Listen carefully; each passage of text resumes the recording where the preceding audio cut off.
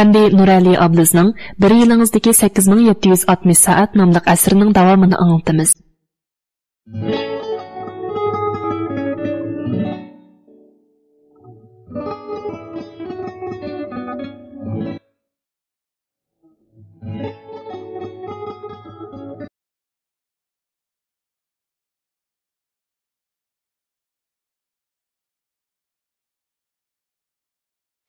Hayatni güzel işlarga ısraf qilish. Mening vaqt boshqarish usulini anglagan odamlarning hammasigidek mundaq so'raydi. Sen bir mashina odammi? Ozroq vaqtni isrof qilmamsan? Bundaq yashab hormamsan, zerikmamsan? Mening to'g'ri o'yini o'ynab o'ltirganimni ko'rganlarmi afsuslanib turib. Sen nimashqa buncha uzoq vaqt o'ynaysan? Kechich uxlamay, oramni olmay o'ynab, nimaga erishding? deb so'raydi. Birinchi savolga deydiganim shuki, men qilgan atalmish vaqt isrof qilgan ishlar boshqalardan ko'proq bo'lishi mumkin. Men shaxmat o'ynashga, to'g'ri o'yinlarga, xom xiyol qilishga amroq. Boshqalar 20 minut yunsa, mening 40 minut yundigan chog'larim bor.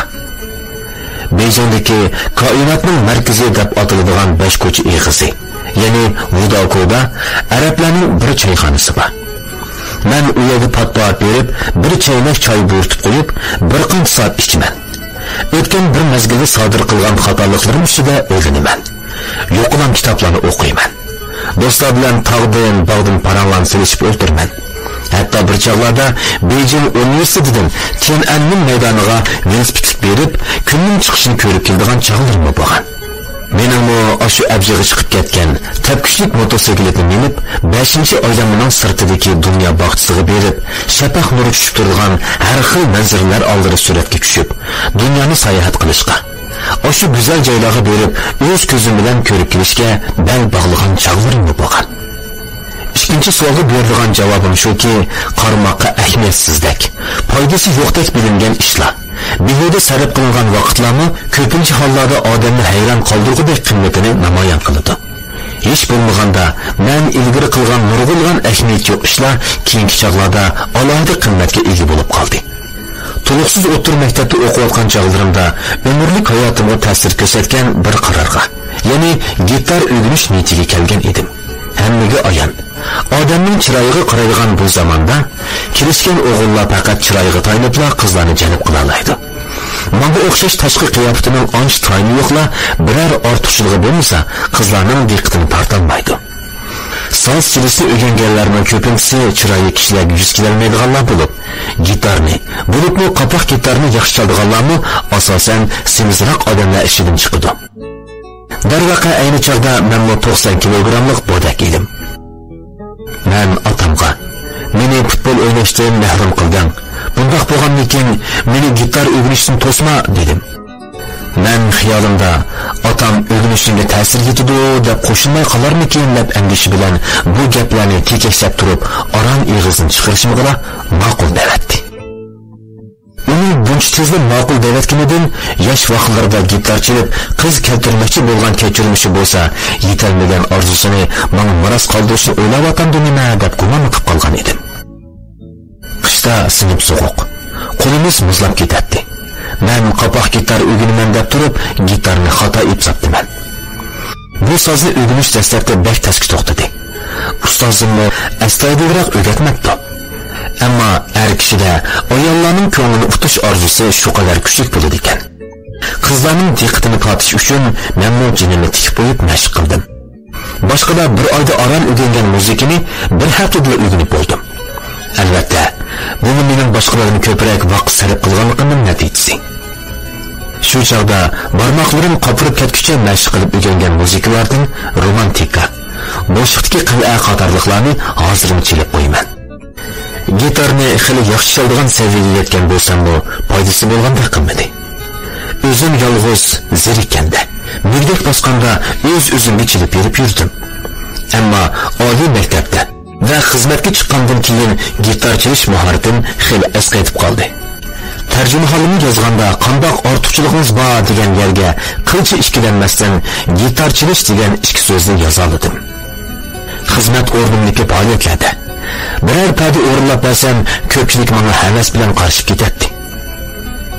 otam vaqtni bak tartibli o'rlashtirgan kishi bo'lib, o'yin tomosha bilan xo'sh yo'q edi. Uning turmushi xizmat, kitob o'qish, mamlakat xabarlari ko'rishdan iborat mangu o'zgarmaydigan mushu 3 ish bilan o'tadi. Boshlang'ich maktabning 2-yilida o'qiyotgan chig'imda uning do'sti bilan shaxmat o'ynaganligini tunji qatim ko'rdim. Hozir o'ylab baqsam, ayni chog'da ularning shaxmat o'ynayotgan holati Pop nomli filmdagi ko'rinishga o'xshab ketadi. Otam shaxmat taxtasidan ko'zini uzmay o'ltiradi. İkisi 4 soatgacha biror eg'izmi gap qilishmadi. Shu chog'dan boshlab shaxmatga cho'nqur mehrim tushib qoldi. Hamda shaxmat o'rganishni boshladim. Bu o'yinni tep-tinish o'ltirib o'ynagandek qilgan bilan, shu tinchlik ichiga nurg'un tafakkur yushirgan. Qarshi tarafga planingizni cho'ndirib qo'ymasangiz, bir qadamda ustunlikka chiqishni, qisqa vaqt ichida yengilishni o'ylamasligingiz kerak. Eng muhimi, urug'ni qo'yib bo'lgandan keyin yengilishga bo'lmaydi. Bu tarifi turmushga to'g'ri o'xshaydi. Har bir qadamni o'bdan o'ylanib besish, pushaymonga qoladigan ishni qilmaslik kerak. Bir qadamni xato bosgandan keyin uning o'rnini to'ldirmoq bak tasga to'xtaydi. Shaxmat menga qaror chiqarishga to'g'ri kelganda cho'qim ehtiyotchan bo'lish, imkon qadar pushaymonga qolmaydigan ishni qilish kerakligini o'rgatdi. Men ingliz tili o'rganishni 12 yoshimda boshlagan bo'lib, ko'p qism kishilarga solishtirganda bir qadar kechikib boshlagan hisoblanaman. Ingliz tiliga bo'lgan qiziqishim amaliyotda Yulduzlar aro urush nomli o'yindan kelgan. Bu o'yin Jungoda 15 yil davr surgan bo'lsa-mu, ichida biror eg'izmi xazosh gap yo'q. Shundaqdimi turli mashg'ulotlarning hammasini bilatdik. Buningdan qiziqishning o'rganishga naqadar aktiv ta'sir ko'rsatganligini ko'rib olishga bo'ladi. Bu o'yinni xili uzoq o'ynagandan keyin uningdan chiqadigan ingliz xatlarni tadqiq qilib baqdim. Uningda maxfiy nomer kirgizib, pulga erishadigan bir yeri bor. Bu chog'da bir qator ingliz harflarni kirgizatdik. Ayni chog'da biz bu harflarni birdan yodlagan edik. Men bu maxfiy nomerlarni tadqiq qilib, aslida show me the money, ya'ni menga pul ber degan gap ekanligini bildim. Boshqalar uning uchun ingliz tilini mundaqli o'rganib qo'ygan bo'lsa, men xili cho'nqurlab tadqiq qildim. Nurg'un narsalarni inglizcha bor. Hatto Jungo tarixining inglizchasini o'qish orqali xili ko'p narsalarni bilgan qilib bo'ladi. Boshqalarga qaraganda kichkina bo'lsa-mu ko'proq tirsangiz, atrofingizdagilardan ozroq bo'lsa-mu ortiq ishlab qo'ysangiz, g'alaba sizning bo'ladi. Kimlar muvaffaqiyat qozonuvchi bo'ladi? Boshqalar birni qilsa, bir yerini qilgan. Boshqalar ikkini qilsa, uchni qilgan odam. Tama ko'l bo'ladi. Bilimi degandek oz-ozdan yig'ilib, oxiri ko'zga ko'rinadi. Men bu o'yindan ingliz tili o'rganish qiziqligini tepib oldim. Bir qism hayot haqiqatlarini bilib oldim. Lekin men shu o'yindami ko'p sonli kishilar vaqt isrof qilganlik deb qaraydigan ba'zi ishlarni qilib o'tirman. Olmazda shahrini o'ynaydiganlarning ko'p qismi qurol jabduqqa erishish, darajasini o'stirish, tajriba to'plash va yoki boshqalarni yengilishning xo'shaligi uchun o'ynaydi. Men o'yin ichidagi har xil maydonlarda sayr qilishga, minib yurishga amroq. Uning ishida kunning chiqishini, o'ltirishini kuzataman. Har xil xiyoliy manzaralarni tomosha qilaman. Men o'yin ishida ana shundoq bekor yuradigan bo'g'ashqa nurg'un do'stlarim men bilan birga o'ynashni xohlamaydi. Pulni isrof qilyapsan, hayotini behuda o'tkazyapsan deydi. Bu to'g'ri o'yinni o'ynamaydigan nurg'un kishilarning menga o'yin o'ynab vaqtini isrof qilma, umringni behuda o'tkazma deganiga o'xshaydi. Ammo dal shu ahmaksiz atalgan ishlar mening hayotimga ma'no bag'ishlaydi. Umrning qiyinligi odamni jiddiylashtiradigan, ta'sirlantiradigan, hayojinidan yurakni dupildab so'xtirib yetadigan vaqtlarga bog'liq bo'ladi. Olmazda shaharda sonsiz qitilgan shunday vaqtlarim bo'lgan. Ajoyib go'zal, rangbar sarxil manzarlarni ko'rdim hamda jalbqorlikning naqadar muhimligini tunib yetdim. Shu chog'larda, yana o'yin ishida bekor yurgan chog'larda, yolg'iz odamning erkinligidan, tafakkur qilishning huzuridan bahramand bo'ldim. Hayot kartinasining yangi qiyofatlarini izladim. Dal shu chog'lar mening hayotimga ma'no, rang berib keldi. Mening eng muhim bo'lgan hisoblanadigan 34 tillik vaqt boshqarish usuli dal to'r o'yindan kelgan. Steven Jobsning mundaq bir gapi bor. har qanday narsani oxirdan boshlab kuzatsangiz, bog'lanishini topa olasiz. Beshidan oxirga kuzatsangiz, o'gangidek hech narsa chiqmaydi. Steven Jobs oliy maktabda bekorchilikdan yoki qiziqib qolganlikdan xatotlikni o'rganib qo'ygan ekan. Shu chog'da maqsadsizni o'rganib qo'ygan narsalar keyingi chog'larda olma mahsulotlarning ko'rganligida qayta namoyon bo'ldi.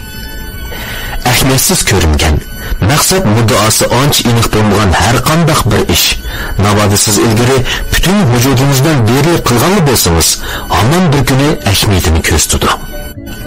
4-bob. İmkaniyetning barcha vaqtdan unumli foydalaning. Agar vaqt xotirlanmasa, turmush yuz bermagan o'tmishga o'xshab qoladi. Umrni yeydigan yoshrin qora o'nkir. Bir qatimliq yig'ilishda ko'pchilik tamoq vaqtida telefon o'ynamaymiz, ko'ngillik paranglashimiz deb kelishib qo'ydik. Boshda hammamiz sal ko'ngilmadik, lekin bora-bora hammadan yuzimiz suhbatga haqiqiy turda kirishib ketdik. Lekin men bir do'stimizdan ko'ngli faqat joyda emasligini bayqadim. Har qatim ko'zimiz uchrashganda darhol boshqa yoqlar qarab oladi. O'zimcha o'ylab qoldim. Acaba mening sehri kuchim shuncha zo'rmidi? Ziyofat oxirlashib, heliq do'stimiz yon telefonini qo'liga olib, xuddi chiqib ketgan ruhi oxir qaytib kelgandek kayfiyati joyiga tushganda, aslida uning telefonga bog'lanib qilish kasaliga giribdor bo'lganligini, telefondan ayrilsa, qo'ygan tutqunini bilmay qolganligini bildim. Yon telefon, bo'libmi aqli iqtidorli yon telefon turmushimizni o'zgartdi. 2007-yil Jobs iPhone telefonga yeni aniqlama berdi degan chog'da iPhone'ning insonlarning diqqat markazini yetkazib ketadiganligini o'ylamagan bo'lishi mumkin. Burungi chog'da turmushimiz qanchalik aldirash bo'lishini qat'iy nazar, har kuni 20 soat bo'lsa-mu o'y fikrimizni bir yerga yig'adigan vaqtimiz chiqadi. Hozir odamlar har 6 minutda bir qatim telefonga qarab boqadi. Telefon bizning ruhimizni parchalab tashladi. O'y xayollarimizni o'g'irlab ketdi. Bir qancha yilning oldida mikrobloglarga, maktab saynasi to'g'ri chiqatdik. Ammo faqat kompyuterdan chiqatdik. Hozir hamma odam do'stlar chambarga chiqadi. Odam borligi yerda yon telefon bor. Yon telefon borligi yerda do'stlar chambarga holat shakllandi. Shuning bilan tan oz bo'lmagan yurak savdolari borligi keldi. Do'stlar chambarga nima chiqarilgan bo'lsa, yurak berib boqadi. Mening kallamdan eng o'tmaydigani shuki, bir qism odamlar o'z-o'ziga yurak berib qo'ydi. Ularning bu ishiga qarab, yoshlik mezgillarimizda oshq-mashqlar bayramida shokolad topshirilmaganda, bir do'stimning o'zi bir qop shokolad setib kelib, ustiga qo'yib, yarim soat o'tgandan keyin xuddi rostla shokolad topshirilgandek, o'zining qiz do'sti bordek xushal bo'lib ketganini esimga olib qoldim. Yurak bersin, bermasin, chambarakka chiqsin. Ammo yon telefon bizni ko'z oldimizdagi narsalarga diqqat e'tiborimizni og'dira olmaydigan qilib qo'ydi. Uzoq vaqt ko'rishmagan do'stlar oran bir ko'rishganda burungi ishlar hozirgi kunda to'g'risi bir odam paranglashsa to'g'ri bo'ladi. Ammo menni beshimni sangiltib telefon o'ynab o'tirman. Sizmi beshingizni ko'tarmay telefoningizni o'ynaysiz? Oldimizga real odamni tashlab, chambarakdagi mavhum dunyoga kirib ketamiz. O'xshagan tomoqlar oldimizga qo'yilgan chog'da, tomoqning ta'mini, huzurni tetib yeyishning o'rniga telefonlarimizni chiqarib, tomoqni o'xshamagan nuqtalarni rasmga tortib, baholarni yozib, chambarakka yo'llaymiz. Ondan tomoq yegash nurg'un odamlarning yurak berishini kutamiz. Bundaq bir mazmunni o'qig'im esimda. Avval kuykuni o'chirib, undidarni yuyib, blogni taqaydi. Kompyuterni, telefonni tortib olib, iPadni chiqib, Wi-Fi'ni to'g'ri uzib tashlab, seni cheksiz zerikishlik ichiga tashlaydi. Ondan jimjit o'tirib, choy ichgach, o'tmish haqida o'ylaysan. Chiniqsan, kitob o'qiysan, so'z chalasan, xat yozsan, aql buluqni echiladi. Fikr yo'ling kengaydi. Buyuklardan bo'lib qolasan. Amerika professorlarining bir turli tadqiqotida ko'rsatishicha, hozirgi zamon kishilar multi-screen syndrome, ko'p ekran kasalligi deb atalgan bir xil yangi kasallikka nihoyatda oson giribdor bo'ladi ekan. Kishilar hamisha televizor ko'rgach, kompyuterni echib oladi ekan. Ondan patpa telefoniga qarab qo'yadi ekan. Bu orqali bir vaqtda bir qancha ishni tan qilmoqchi, turmushda unumni ko'tarmoqchi bo'ladi ekan. Ammo tajriba orqali isbotlanishicha, buning unumi diqqatni markazlashtirib, bir ishni qilgandan ko'p tuvan bo'ladi ekan. Atalmış unumni ko'tarish amaliyotda xom xiyolga aylanib qoladi ekan. Har qanday bir shayda aksiga taraqqiy qilish xohishi bo'ladi. Fan texnikani shundoq. Ziyoda taraqqiy qilib ketgan fan texnika mahsulotlarining yomrab ketishi ruhiyatimizga xotirjamsizlik ilib keldi. Odam o'y fikrini bir yerga yig'olgandila, cho'nqur baxtiyorlik tuyg'usi cho'miladi ekan. Bir ishni qilish, bir odamni yaxshi ko'rishmi, o'y fikrini yig'ishni talab qiladi. Diqqatning chechilishi qalbimizni tashvishga, andishiga silib qo'ydi. Ben o'zim telefonga qarshi donglik chavandoz bo'lib turuqliqni og'ir darajada telefonga beqinib qilish kasalligiga giribdor bo'lgan bir bemorman. Diqqatim hatto o'zim qabul qilolmagan darajada chechilib ketgan chog'larim bo'lgan. Shu chog'larda undidorni qancha qatim o'chirib, qancha qatimlab qochilog'ining esimda yo'q. Har qatim o'chirib bo'lib, yarim soat o'tmaylar xuddi umrlik taqdirini o'zgartiradigan bir uchur kelib qoldigandek tuyg'uda bo'lib, yana qochilaydim. Uyan o'ylab, buyan o'ylab, oxiri zihni ko'ymaydigan, kavobni ko'ymaydigan bir amalni o'ylab topdim. Ya'ni undidorning chimbirak iqtidorini etib etdim. Dunyo birdilla tinchib qolgandek bilindi. Gerçi chimbirakning iqtidorini etib etgan bo'lsam-mu, og'zimda qarg'im yo'q deb tursam-mu, qo'lim ixtiyorsiz shu tarafga ketib qoladi. Asldagi o'rinda soylash degan ko'zdan ko'rinib turgan bo'ldi. Ba'zida telefonni ochib, soatga qaramoqchi bo'lgan chig'imda boshmaltiqim ixtiyorsiz holda undidorga tegib ketib, burunqi chambarak iqtidori ko'rinib turgan o'ringa barmoqlarim yugurib ketadi. Attiganda soat 8 da uyg'ongan turib, o'rinli qilib soat 9 bo'lguncha karavotda ig'nab yatimizda 1 soat vaqtimiz behuda isrof bo'lib ketadi. Do'stimiz bilan 2 soat paranglashmoqchi bo'lamiz-yu, bilib bilmay 4 soat bo'lib ketadi. Hatta qilish qo'lab gap qolmagan chog'dami, ko'ngil oyab, bugun mushyabichi bo'lsin degan gapni osonlikcha eg'izini chiqarolmaymiz. Bak ko'rgimiz bor programma yo'qligini bilib turibmi?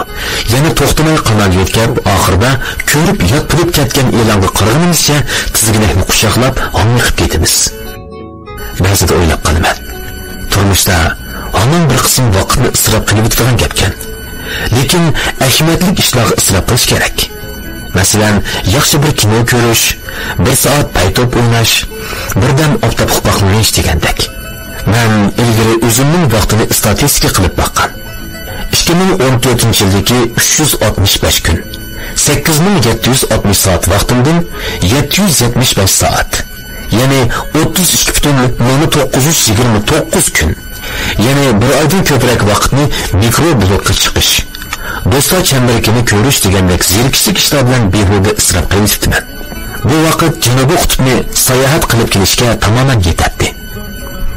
Menga o'xshash vaqtni yarim soatga planlaydigan odamni bir yilda 1 oy vaqtni isrof qilayotgan yo'da vaqt boshqarish plani tuzmagan, vaqtni statistika qilmaydigan odamlar vaqtning qanday o'tib ketayotganligini to'lmay qilishi turgan ekan.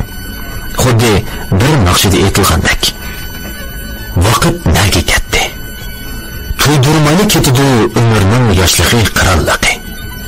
Farzandxoni umrdan uzun, as yodonda balonning yig'isi, kulkisi. Vaqt nega ketdi? Ko'rib qonmayli o'chibdi ko'zimning nuri. Yerim ömür osh tuzim g'imi, qo'riqlar qopdi bo'lib yilning tamg'asi. Diqqatni yig'ib xizmat qilishga to'g'ri kelgan chog'da telefonni unsiz holatga tanshab, o'zimdan yiroq joyga qo'yib qo'yman. Ondan kompyuter oldiga o'tirib, to'g'ri ulanmagan ahvolda dars tayyorlayman, kitob o'qiyman, yoziqchilik qilaman.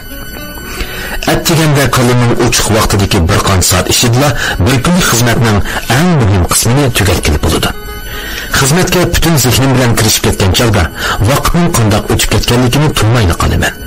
Ammo xizmatni unumli ishlashdan kelgan natija tuyg'usi butun bir kun ruhliq, xushal, o'zingizga bo'lgan rozimanlik tuyg'usi ichida o'tishingizga yetadi. Amaliyotda o'sha bir qancha soat ichida bir umrlik taqdiringizni o'zgartiradigan biror telefon kelib qilishdan ham qilmasangiz bo'ladi. Ota-onangiz va 1086 dan boshqalar odatda osonlikcha sizga tashabbuskorlik bilan telefon urib ketmaydi. Ilgari bir mahal uyni tozalash faqatli qo'shaqmaydi. Bo'libmi xizmat oldirash chog'larda yuzga ulgurmagan kiyimda degilib ketgan, karvatda üstelda o'qib bo'lolmagan bir talay kitoblar chechilib yotgan bo'ladi. Biror kitobni o'qimoqchi bo'lganda, o'sha bir dori narsalar ichidan izlab tepishga yarim soat vaqtim ketadi. Yana bir qism lozim bo'ladiganday turdigan. Amaliyotda ishlatmagili xili uzun bo'lgan narsalarim aslida uncha kichikmi emas o'yni torlashtirib o'tadi. Keyin Yaponiyalik keraksiz narsalarni bir taraf qilish maslahatchisi Yamashita xonimning kitobini o'qib, olmaslik, tortishmaslik, berilmaslik tashabbusini baxtli yoqtirib qoldim. Olmaslik, ehtiyojli bo'lmagan narsalarni olmaslik, tortishmaslik, keraksiz narsalarga tortishmaslik, berilmaslik, moddiy narsalarga berilmaslik, o'zini rohat, erkin, ozoda tutish. Shuning bilan o'yimni ratlashga boshladim. Moddiy narsalar bilan bo'lgan munosabatimni tekshirib chiqdim. Lozim bo'lmaydigan, muvofiq bo'lmagan, rohat bo'lmagan narsalarning hammasini keraklik, muvofiq, rohat narsalarga almashtirib etdim. Turmush muhitim oddiylashib, xizmat o'rnim ochdi. Narsa keraklarni ratlashga, izlashga ketadigan nurg'un vaqtim tejilib qoldi. Ko'ngilni, kayfiyatni shunga o'xshaydi. Turmush xizmatda o'y fikrimizni markazlashtirishga pozitiv ta'sir ko'rsatgan kayfiyat va xiyollarni vaqtida keskin bartaraf qilishimiz kerak. Qancha uzoq ikkilansangiz, hayotingizdan shuncha ko'p nur o'chidi, rang qochidi. Turmushning huzurlanishga tegishli vaqtimiz bilib bilmay o'tib ketadi. Vaqt umrdir. Umringizni yeydigan g'alati maxluqlardan cho'qim yiroq turing. Ali Obisning Şinjan Pan-texnik nashriyati nashr qilib tarqatgan bir yilimizdagi 8760 soat nomli asarni mush yergacha anlatdik. Davomini ayta olmaysizlar.